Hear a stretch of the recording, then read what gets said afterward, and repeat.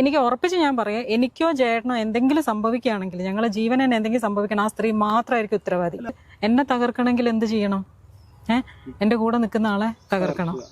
അതാണ് മെയിൻ. അതാ ഞാൻ ഈ എല്ലായിടത്തും ഞാൻ പറയുന്നുണ്ടല്ലോ, സ്ത്രീകളെ വിശ്വസിക്കരുത് എന്ന് പറയുമ്പോൾ പലരും ചോദിക്കുന്നത് അതെന്താ സ്ത്രീകളെ നിങ്ങൾ പറയുന്നതിൽ ക്ലാരിറ്റി ഇല്ല എന്ന് പറയുന്നുണ്ട്. അതിനെ ക്ലിയർ ആയി പറഞ്ഞു കഴിഞ്ഞാൽ ചിലപ്പോൾ ഞങ്ങൾ അകത്ത് പോകും.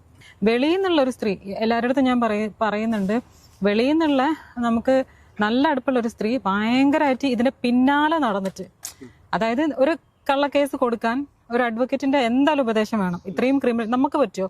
ഒരാൾക്കെതിരെ ഇങ്ങനെ കൊടുത്ത് ലോക്കാക്കാൻ നമുക്ക് പറ്റുമോ? വളരെ ഫ്രോഡായിട്ടുള്ള കോഴിക്കോട് തന്നെയുള്ള ഒരു സ്ത്രീ, അവർ ഒരുപാട് കേസുകളിലുണ്ട്.